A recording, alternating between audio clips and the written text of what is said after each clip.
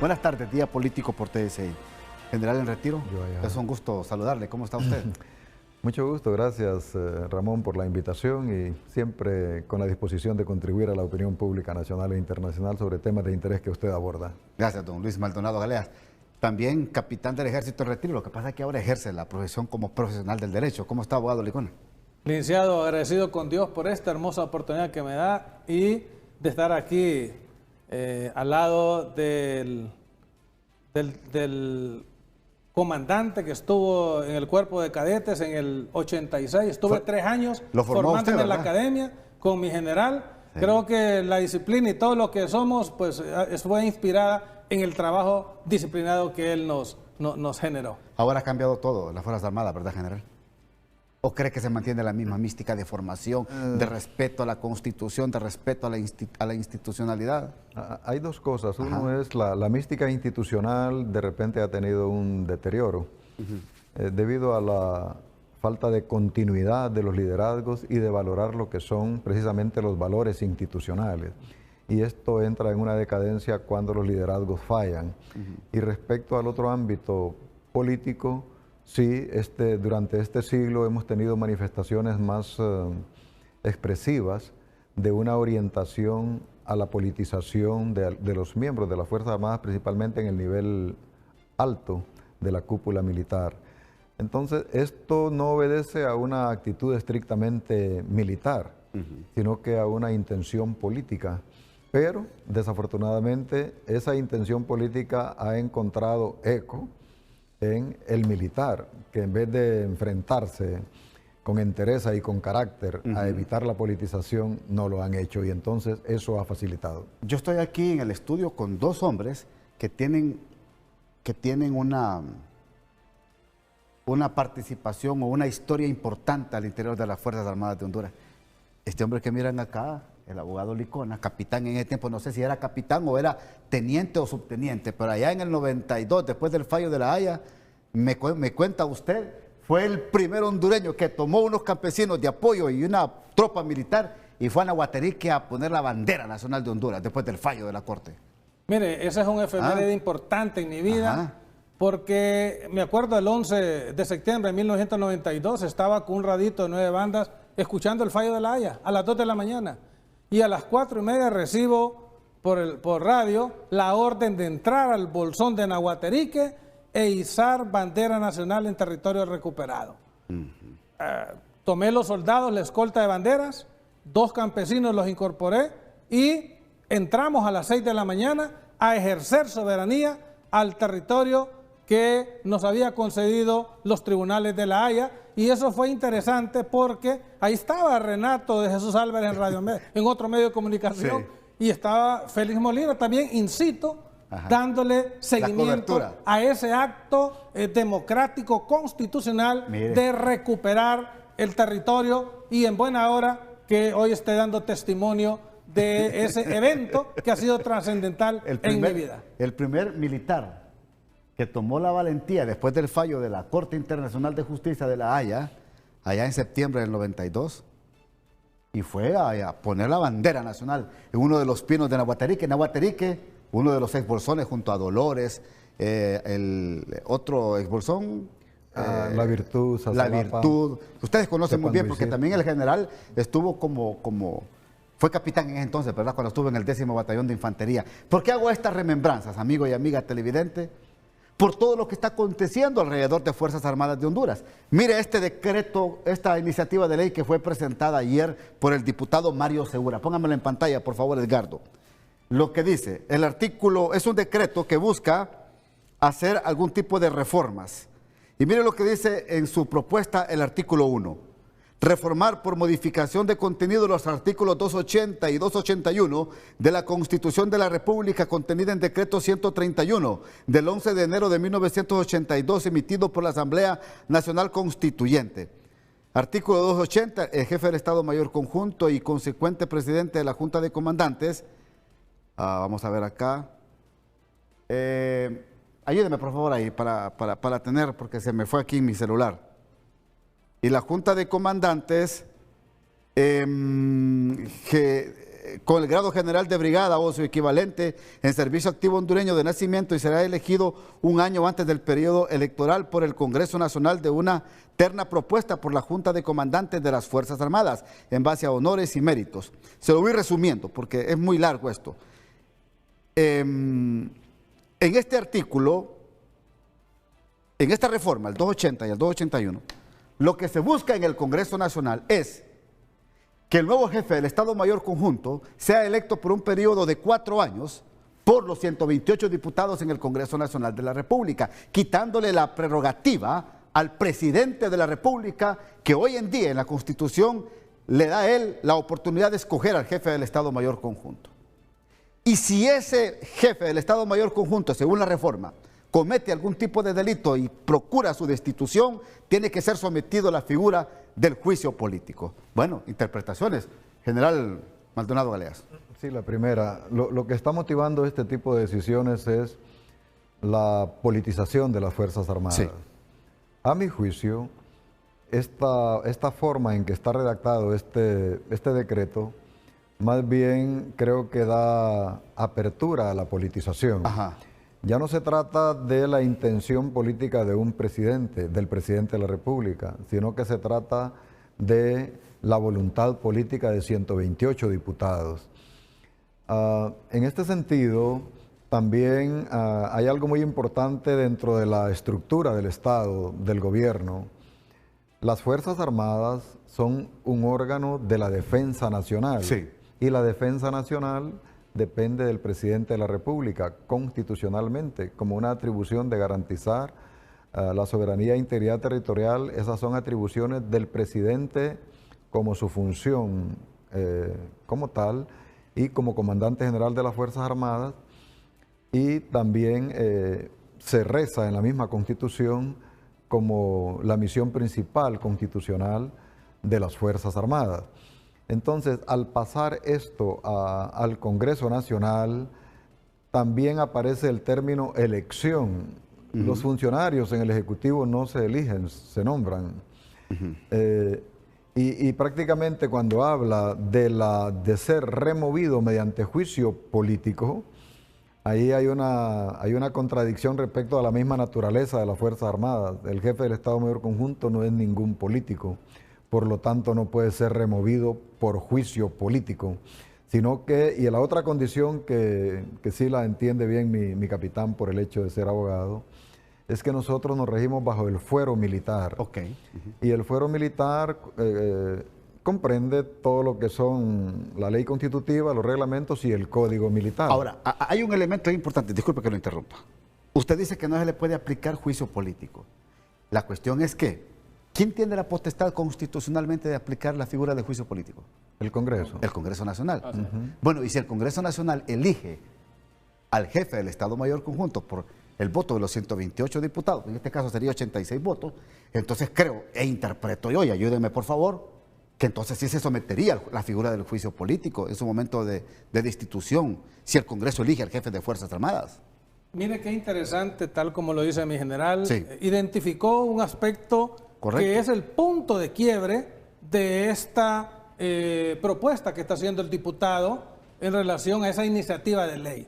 ¿Por qué? Porque originalmente, actualmente, es el presidente quien nombra. Hoy se va a turnar al Congreso Nacional bajo la vía de elección para ser objeto de juicio político. Correcto. Entonces, ahora va a ser que el jefe del Estado Mayor Conjunto va a ser electo en una elección, valga la redundancia, de segundo grado. Y ya entra en las competencias del artículo 234 de la Constitución y de la Ley Especial de Juicio Político. Claro, recordemos, mire, aquí muchos dirán, que es la misma chanfaina, porque igualmente se politizaban nombrándolos el presidente, y hoy las fuerzas emergentes políticas en el hemiciclo legislativo también políticamente lo van a elegir. Pero ojo, que la discrecionalidad que tenía el presidente era unilateral. Hoy va a quedar al escrutinio de los 128 diputados, donde ustedes como miembros de la prensa van a ser veedores de todo el proceso que se geste para elegir al jefe del Estado Mayor Conjunto y por ende el pueblo hondureño va a ser el veedor principal de este proceso y donde esperamos que no solo concurra lo que dice el 279 constitucional, que tenga liderazgo, que tenga meritocracia, que sea idóneo, no. Yo diría que en la reforma a la ley constitutiva de las Fuerzas Armadas se establezca que en un 90% la persona que se considere objeto o sujeto de ser electo en segundo grado en el Congreso Nacional para desempeñarse en el cargo de jefe de Estado Mayor Conjunto debe haber cumplido misiones tácticas operativas que respalden su elección. Quiero decir algo de las Fuerzas Armadas para que quede alguna claridad. En 1990 había que elegir al jefe del Estado Mayor Conjunto y estaba bajo esta modalidad. Y se presentó la terna. El que iba a la cabeza de la terna no era el primer lugar de la promoción, era el bautizado por el comandante en jefe saliente. Y los dos que iban en la terna, los otros dos, no tenían los méritos para hacerle competencia al primero. Y los cabildeos desde las Fuerzas Armadas hacia el Congreso ya estaban designados quién debería de ser de los tres, el de la cabeza, el que va adelante. Y voy a decir los dos nombres con el respeto porque los dos están fallecidos. En paz descansen, excelentes oficiales. El de la cabeza en la terna era mi general Arnulfo Cantarero López, mi amigo. Y habían dejado por fuera a Álvaro Antonio Romero Salgado. Es cierto. Para mí, el referente institucional de toda la historia de las Fuerzas Armadas hasta hoy. Descartado, ni siquiera considerado por los mismos compañeros de promoción. Esto lo nominaba el Consejo Superior de las Fuerzas Armadas. Ahora esa figura va a ser Junta de Comandantes. Usted lo dijo con cierta, digamos, susceptibilidad. La Junta de Comandantes puede ponerse de acuerdo de que fulano de tal sea. Y si van a ser 4 años, ¿qué papel van a jugar los partidos políticos mayoritarios en esa elección, considerando todos los vicios que hay en nuestras democracias, en donde no se manejan en función de la institucionalidad, sino que en función de los intereses partidarios? Así que para mí es un riesgo más identificado y acentuado que sea electo por el Congreso Nacional. Por supuesto, la tesis de mi capitán Licona es valedera si se aprueba. Si aprueba el Congreso, por supuesto, el juicio político, porque sería una elección política. En un minuto, porque me tengo que ir a la pausa. ¿Esto violenta el fuero militar entonces? ¿El aplicar la figura del juicio político? A mi parecer no, porque siempre la competencia ha sido, en este momento, del presidente de la República, y si se da la reforma, va a ser a través del Congreso Nacional. Okay. Y ojo, solo quiero aclarar, que el contrapeso ha existido, que los presidentes no han cumplido el artículo 245 que habla de las competencias del presidente, numeral 37, que son los que deben de velar porque las Fuerzas Armadas sean esencialmente profesionales, obedientes a políticas y no deliberantes, son otros 20 pesos. Mire, yo me tengo que ir a la pausa. Y la gran pregunta que me van a contestar ustedes, por favor, es lo siguiente. Si decide el Congreso aprobar esta reforma la otra semana, ¿cómo queda entonces don Benjamín Valerio Ardón? ¿Seguirá al frente de la institución castrense o será destituido de su cargo? Ustedes me contestan. Pausa.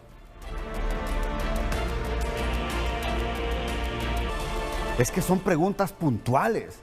¿Qué va a pasar si el Congreso decide aprobar estas reformas al 280, 281 de la Constitución y darle la potestad al Congreso Nacional para que elija al nuevo jefe del Estado Mayor Conjunto? ¿Cómo quedará entonces el actual jefe de las Fuerzas Armadas, Benjamín Valerio Ardón? Bueno, debería de continuar en su cargo porque no tendría efecto retroactivo la ley, sino que él fue nombrado conforme a ley. Así que algún artículo transitorio o de cierre esta disposición será aplicable a partir de la próxima elección del jefe de Estado Mayor Conjunto. ¿Y para usted, abogado? Bueno, si se aprueba en esta legislatura, como son artículos constitucionales, tendría que en una segunda legislatura ratificarse la decisión que pueda tomar. Y sí, estoy totalmente de acuerdo con lo que manifiesta mi general, en virtud de que se debe respetar el derecho y las garantías constitucionales del cargo que ostenta el actual jefe del Estado Mayor Conjunto, y eso no habría ningún problema porque él concurre su periodo de gobierno, el de general Valerio, hasta diciembre del próximo año. Correcto. Bueno, pero si la siguiente legislatura, que es en enero del 2027, ratifica esta reforma. No, se le da continuidad porque, como bien decía, solamente en materia penal puede existir la retroactividad. Les pregunto a ustedes, ¿quién está detrás, para ustedes, quién está detrás de esta intención de reformar estos artículos constitucionales y trastocar la forma de elegir al jefe del Estado Mayor de las Fuerzas Armadas? Bueno, han habido algunos comentarios entre nosotros los oficiales retirados sobre esta posibilidad. Y también, de repente, esta es una leve apreciación, porque el Congreso Nacional está interesado, a través de la figura del ponente, de que esta situación se dé en este momento, como que si fuera un asunto de interés nacional, la forma de elección del jefe o nombramiento, porque para mí es nombramiento, y la palabra elección debemos de sacarla del diccionario militar. Entonces, puede haber una intención política, ojalá y no sea, para que el Congreso Nacional ejerza una influencia sobre las decisiones del Poder Ejecutivo. Cuando era la figura de comandante en jefe, había un artículo que decía: el presidente de la República ejercerá el cargo de comandante general a través del comandante en jefe de las Fuerzas Armadas. Y por eso esa gran superioridad de los comandantes en jefe del momento, se sentían grandes. Presidente no puede mandar a una fuerza, mándela a través de mí. Eso decía la Constitución. Entonces la figura era demasiado elevada como para darle fortaleza a un sistema democrático. Aquí está en juego eso: sistema democrático, la apoliticidad de las Fuerzas Armadas y la correcta normativa que se requiere en las Fuerzas Armadas. Y un elemento más: el jefe del Estado Mayor Conjunto, el Estado Mayor Conjunto es el órgano operativo de las Fuerzas Armadas. Es un cargo operacional, no es un cargo político. La política de defensa debe de diseñarse en la Secretaría de Defensa y aprobada por el Presidente de la República, pero solo política de defensa. Ahora, pero estas reformas, ¿en qué ayudan a la democracia y a los procesos democráticos en el país y al fortalecimiento de las instituciones del Estado? Bueno, no vamos a desestimar que el Congreso Nacional ha hecho una lectura de los últimos 2 años de jefe de Estado Mayor Conjunto, particularmente la gestión del general Roosevelt Hernández Aguilar, donde se permitió la alta politización a nivel de él y de sus subalternos. Ellos andaban abiertamente en la campaña de la candidata presidencial del Partido Libre.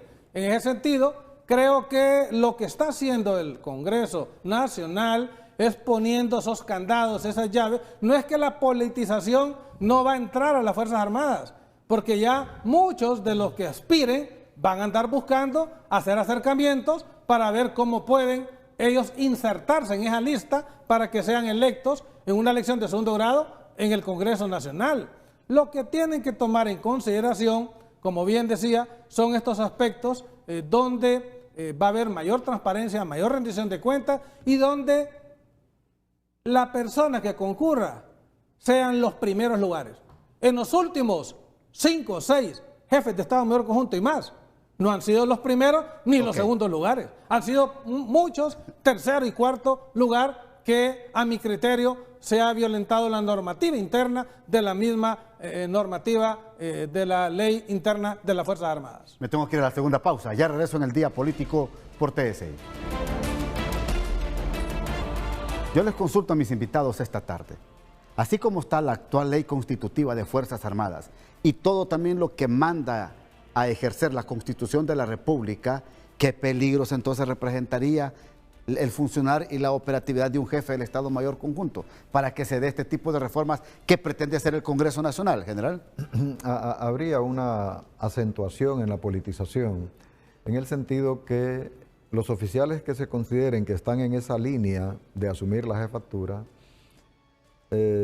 independientemente de la ética o no que se tenga, se abre el espacio para poder buscar venias políticas.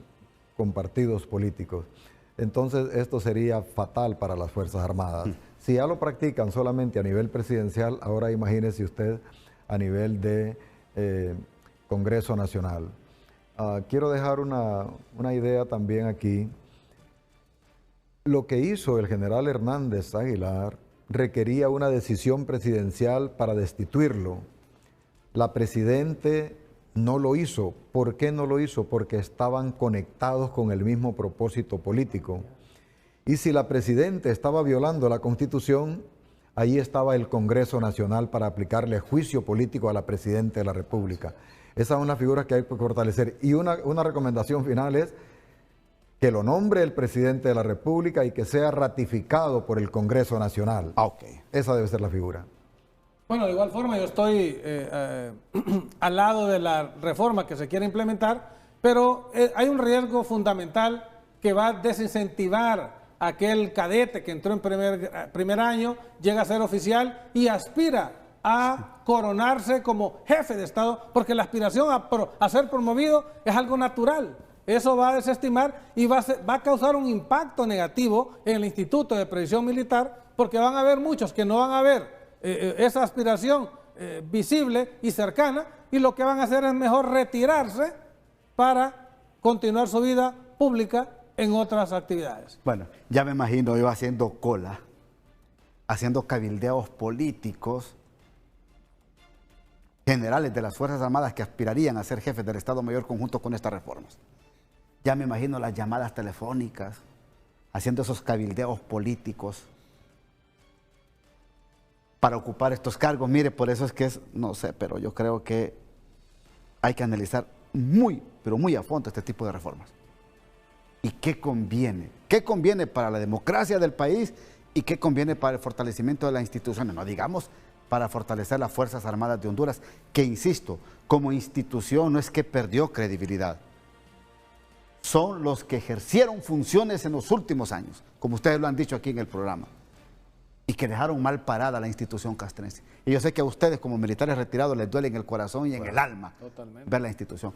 Gracias, general, muy amable. 10 segundos, por favor. A la orden. Esperamos de que los diputados sigan un curso de deliberación, que el Pleno realmente, y que busquen expertos como asesorías.